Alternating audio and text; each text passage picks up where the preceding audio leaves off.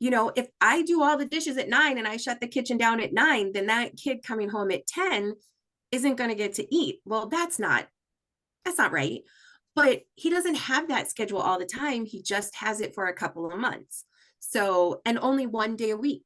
So it's knowing that I guess it allows me to be more flexible than I realized. Instead of, I still get everything done that I need to get done most days, not every day. I still get the stuff I need to get done.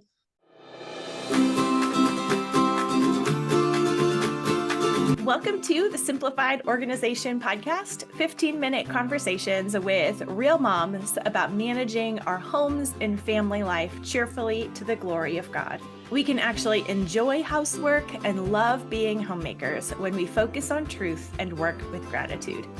I'm Mystie Winckler, homeschool mom of 5 with 2 graduates and 3 still at home, and author of the book Simplified Organization, Learn to Love What Must Be Done. I write and podcast at Simply Convivial, and I run Convivial Circle, a community helping women to excel at homemaking and do life cheerfully. And today I'm joined by a member of Convivial Circle, Amie Garner. Amie is a wife of 18 years, a homeschool mom of 5 kids, but most importantly, a child of God for the last 36 years. She enjoys reading, walking, cooking, baking, and crafting. So thank you so much for joining me, Amie. Well, thank you for having me. I really appreciate it. So we recently finished up a round of Simplified Organization Community Coaching, which is our program that runs through kind of the 3 signature courses inside Convivial Circle: work your plan, streamline your homemaking, and most importantly, organize your attitude. Yes. This wasn't your first time through, was it? No, this wasn't. I started back in like 2019 or even 2018. So yeah, I've done this several times, several iterations. Well, I'm so glad you checked the little box of we'll record a podcast on this last finishing assessment. In your assessment, you talked about overcoming perfectionism, and that's such a common problem that I think we often don't even recognize that perfectionism is what's holding us back or what our real underlying struggle. We tend to blame circumstances. Yes. And so I was wondering if you could just talk about how you or where you noticed perfectionism and how you shifted out of perfectionism mode. So that's a great question, because like you said, I didn't really realize it was a perfectionism thing. I knew that I liked to have things done well. Yeah. Like I wasn't going to put the time and the effort into it if it wasn't done well.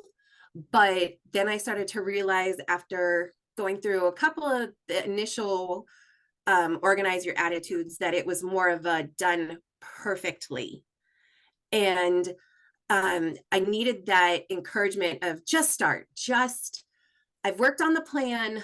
And you talk about people that like to daydream plan. Mm-hmm. Like that is me. I'm like, oh, if I plan, everything's going to work out. And if I was thinking about it today, like I'm a formula person, Yes. If I do A plus B, I'll get C every single time.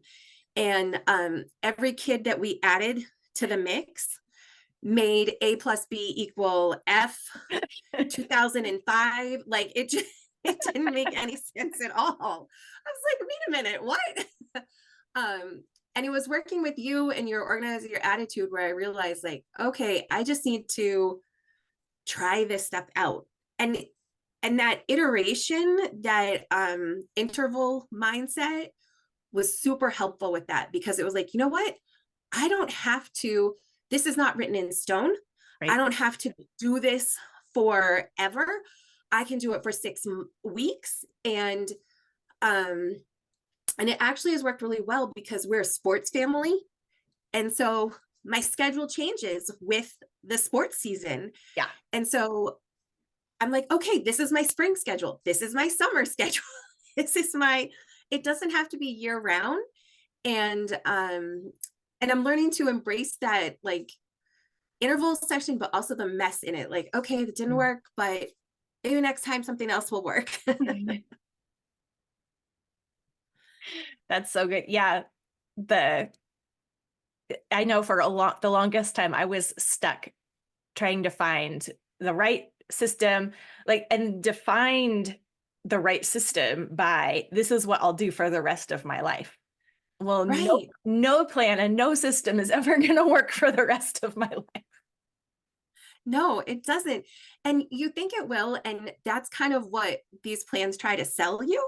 Right. But I appreciate that you didn't. You just kind of said, like, we're going to try this, we're going to work it out and, see what happens. And I think too, it's really easy to, like, you go along, you're doing really great. You've got 4 good days, and then you have like a bad 2 or 3 days. You're like, oh, this plan isn't working. And that's not necessarily true. It's just, it's not, you got to keep sticking with it. You got to keep working through it. And now, if you get to the end of 6 weeks and 5 weeks out of 6, it didn't work. Okay, let's see why. Mm-hmm. So was it the interval plan that then helped you move from like a perfectionist, all the ducks in a row before we get started, to baby steps? And Yes. baby steps are a big thing in the programs. And Yes. I I think find them so hard. so I think the interval planning gave me that freedom to feel like I can try this baby step and see what happens. Because I think for a lot of us, like for me, for my health, for example, and my doctor saying, you have to make these changes. And it was like, well, wait a minute. Like, how am I going to make those changes so fast? And I realized I'm going to take Mistie's approach. What happens in 40 days? What happens in 90 days when I go see her? Like, let's get to the end of 40 days and see how that's working. And then let's try something additionally for the next 90 days or the next, whatever the time is that you have. And I think we want to always, like, at least I did, and I still do sometimes, sit down and write a list and be like, I am going to take it all at once.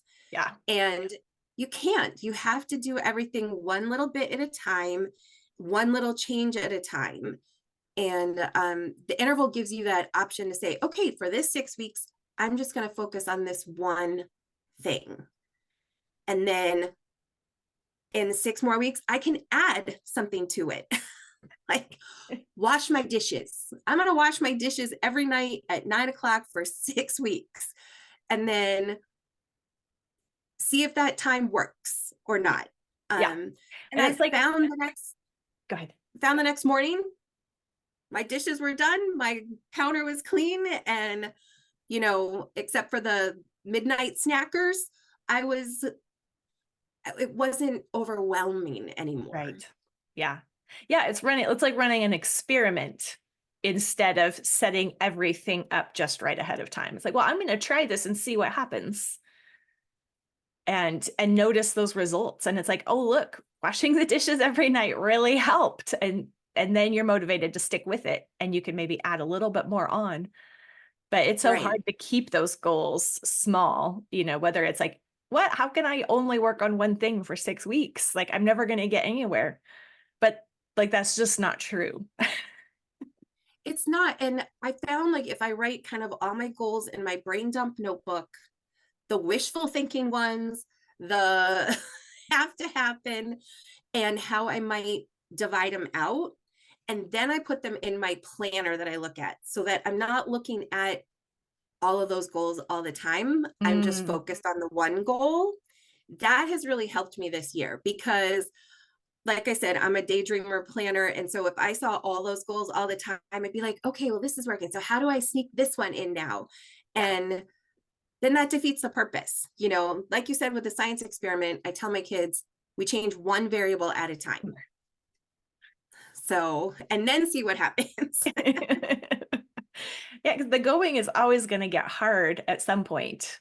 And that's where we're tempted to like look at the other goals or look at a different project because, well, now this one's hard. Like, change of subject, let's try something different just to avoid the hard moments or the challenge part of the goal, which you're never going to like really get it to stick or really adapt it to your situation without pushing through those like, nope, just stick with this through the point where it feels hard and not exciting Right. anymore. And I think that's also the good thing about interval planning is, you get that week or however many days you choose. I choose a week. You get a week to rest Mm-hmm. and just kind of like, so you can push hard and know, oh, I think you call it the sprint. Like you can sprint for those 5 weeks if on my 6th week, I'm going to get a rest. Like I'm Mm-hmm. going to get a time to sit back and do my daydreaming and do my whatever planning I want to do. Um, I found that easier. It was like, okay, and I had to tweak my intervals.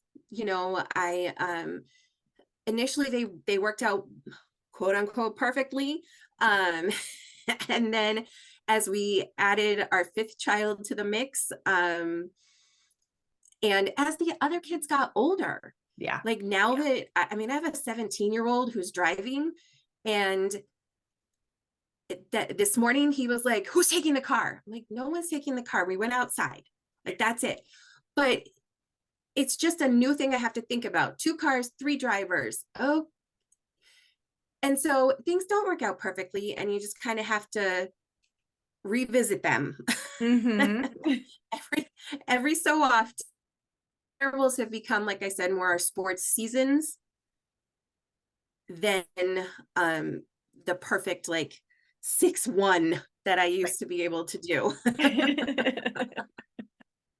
Now it's more like 8-1, but that's okay. Yeah. Well, and probably variable. Like they don't all have to be the exact same number of weeks Right. They're where it not works like, out perfectly to the calendar too. It's like dreaming up these, perfect requirements. Like it should come out even. And it's like, why? The right, exactly. Our sports schedule is very strange. And so for March, we have something completely different than we'll have for April through June. Mhm. So March is just a shorter interval that I'm using, and I have a schedule that tells me where people have to be when, and that helps me figure out, what meals we're going to have. That helps me figure out what when I can do my weekly review, because Saturday mornings don't work out in March because we have something Saturday mornings, but Yeah. we won't always have that. So I start with that time schedule and my calendar and my goals, and I look at it and I'm like, all right, what fits where? Um, but knowing that at the end of March, if it didn't work out for March, okay, great. I got a new schedule coming in April anyways. Right, which is so great. Instead of looking at it and saying, you know, life is so unpredictable, I can't do anything consistently.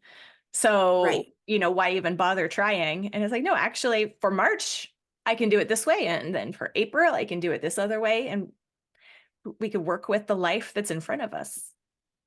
Yeah. And, I hate to keep using sports schedules, but like some of my kids have practice until 9 or 9:30 at night. Wow. Right. And they're getting home at 10 because it's a half an hour away, and they're hungry. If I do all the dishes at 9 and I shut the kitchen down at 9, then that kid coming home at 10 isn't going to get to eat. Well, that's not right. But he doesn't have that schedule all the time. He just has it for a couple of months. So, and only one day a week. So it's knowing that I guess it allows me to be more flexible than I realized. Instead of, I still get everything done that I need to get done most days, not every day. I still get the stuff I need to get done, but I don't feel like, okay, well, it's 9 o'clock and I really want to clean my kitchen, but I can't clean my kitchen because the kid's not here.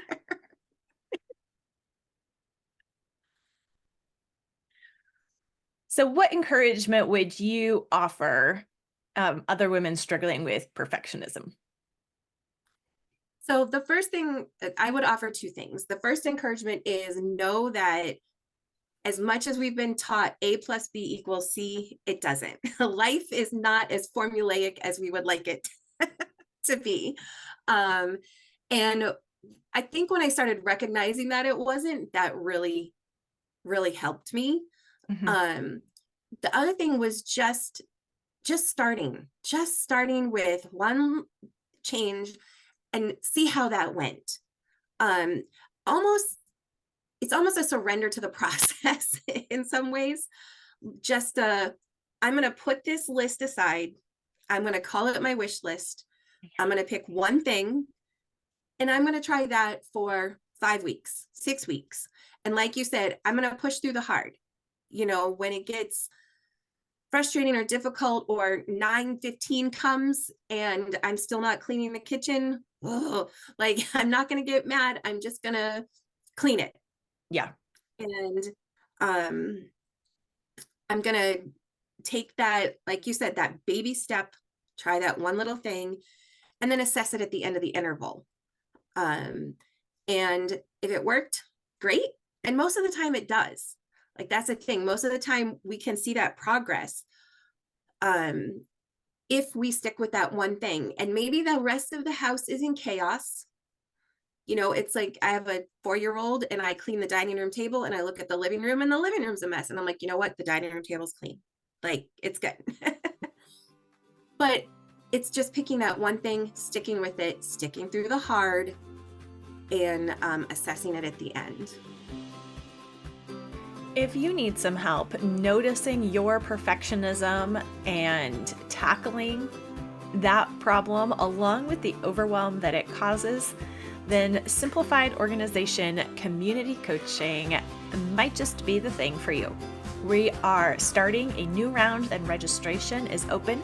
It's included in your enrollment in Convivial Circle, and you can find links in the description below, or just go to simplyconvivial.com and click the enroll button to learn more. Our next round of community coaching will work through all the elements of managing our home and family life.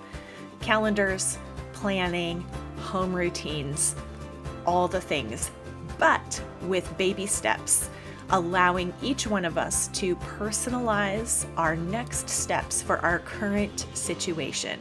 There is no one-size-fits-all plan. You just need the support to work through the process of figuring it out for yourself. And that's what we do inside Simplified Organization Community Coaching. So we'd love to have you join us. Go to simplyconvivial.com and click the enroll button, or find links in the show notes.